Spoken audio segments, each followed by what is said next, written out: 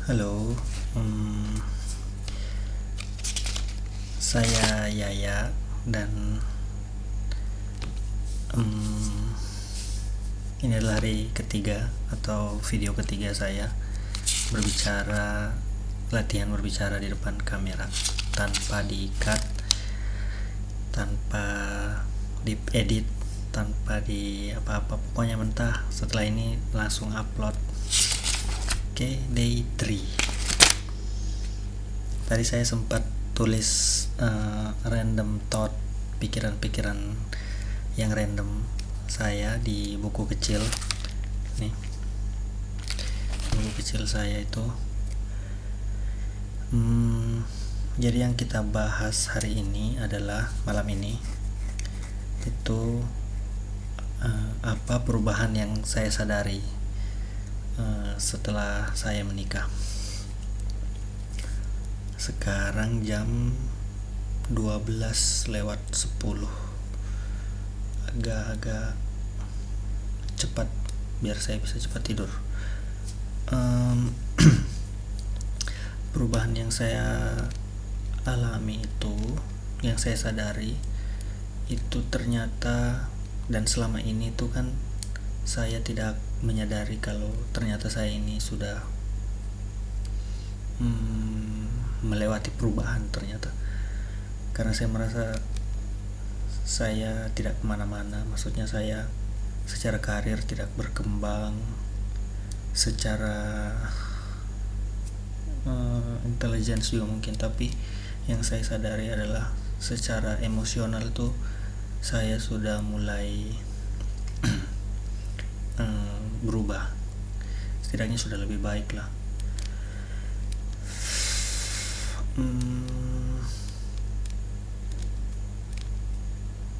Saya mau bilang kalau ternyata selama kita menikah itu, kita itu tidak boleh memendam perasaan, apalagi perasaan ini ya, maksudnya perasaan tuh emosi-emosi yang kita rasakan pada saat kita bersama pasangan, baik itu emosinya didapatkan karena atau dari pasangan kita atau di luar dari pasangan kita. Kita harus terbuka karena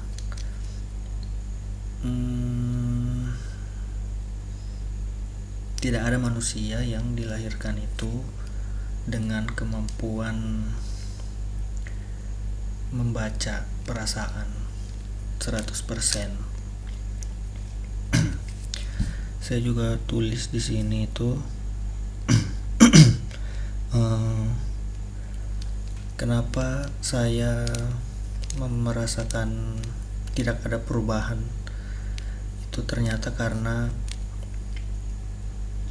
khususnya saya dengan istri saya, Oni, itu karena kita itu jaraknya terlalu dekat, kayak gini lah. Nah, kalau kita terlalu dekat dengan sesuatu, itu biasanya perubahan-perubahan kecil itu tidak terasa signifikan, dan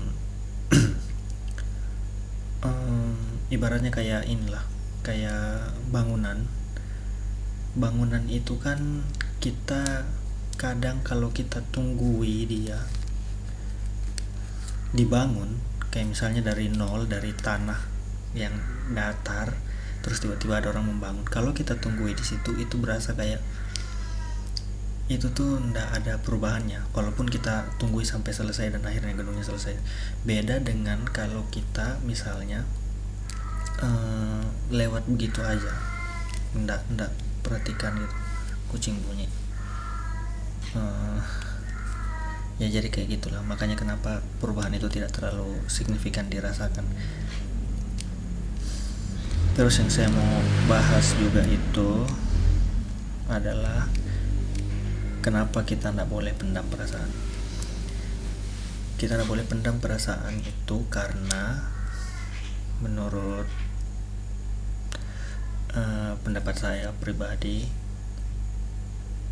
manusia itu kan berkomunikasi ya, mereka berkomunikasi, dan bentuk komunikasi itu paling tidak ada dua jenis yang umum, verbal, non verbal. Kalau kita tidak bisa mengeluarkan apa yang verbal, biasanya yang verbal itu keluar dengan cara yang non verbal. Misalnya kita di kantor atau di tempat kerja, misalnya bad mood atau lagi jengkel, pokoknya harinya berat lah, terus kita pulang ke rumah kan, kita ketemu atau kita nongkrong sama teman-teman, terus kita kayak ndak ceritakan itu, kita ndak cerita, terus kita ditanya kan sama orang-orang di sekitar kita atau pasangan kita, kamu kenapa, kamu ini ya ada masalah apa, terus kita nggak ceritakan. Biasanya tuh timbul dengan perilaku kita, biasanya yang timbul tuh dengan perilaku kalau kita nggak cerita. Jadi kayak kita berharap orang itu mengerti kita, dan kita jadi berharap kita ini orang itu bisa paham dengan situasi kita, padahal kita tidak cerita sama sekali. Padahal kan cara kita berperilaku itu juga bentuk dari salah satu komunikasi kan. Makanya penting untuk terbuka terus dengan pasangan kita.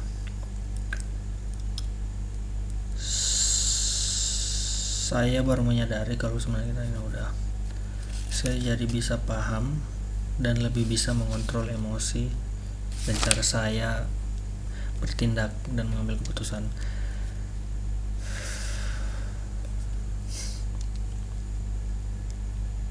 Saya juga mau cerita kalau saya ini ternyata dari dulu itu bukan orang yang romantis. Saya tidak menganggap diri saya romantis. Tapi setelah saya pikir-pikir kembali, ternyata saya salah mengartikan romantis.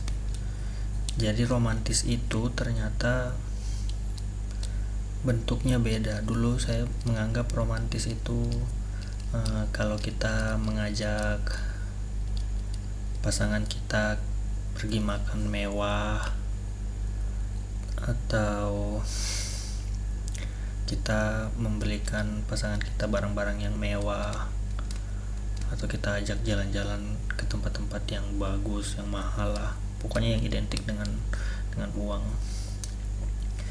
Tapi ternyata bukan gitu konsepnya. Ternyata romantis itu sesimpel kita mau menyikat toilet dan membersihkan kamar mandi karena pasangan kita minta tolong. Karena tadi juga tadi pagi itu waktu sebelum berangkat kerja dia minta tolong, bukan pagi sih, agak siang, itu minta tolong toilet sama kamar mandinya disikat karena sudah kotor. Ternyata itu juga salah satu bentuk yang romantis, dan dari situ saya sadar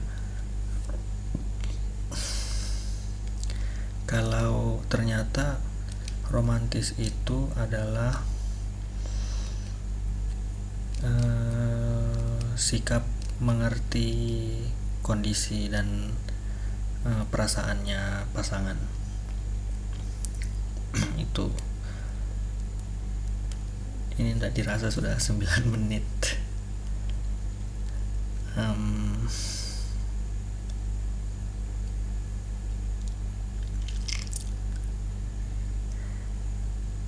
Ya, sikap saling pengertian ini yang kadang bikin pasangan kita itu merasa kita ini romantis. Walaupun mungkin akhirnya tadi mungkin dia bersihkan kembali atau dia sikat kembali toiletnya karena kayaknya kurang bersih. Tapi itulah. Nah, dari situ saya secara tidak langsung itu sadar kalau ternyata dulu tuh saya tuh bukan tidak romantis, tapi saya kurang mengerti. Karena kan tadi tuh kondisinya saya mau tolong karena saya sadar kalau Oni itu setelah hari ini dia datang bulan, terus dia seharian bekerja, ngurusin rumah, terus menyiapkan pakaian saya, mengurus saya lah sebelum dia mengurus dirinya sendiri. Itu kayaknya saya harus bantu dan sedikit mau menurunkan ego saya untuk membantu dia.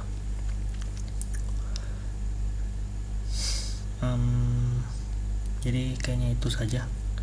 Ini sudah mau 11 menit. Terima kasih sudah mau menonton. Saya harap teman-teman meninggalkan jejaknya.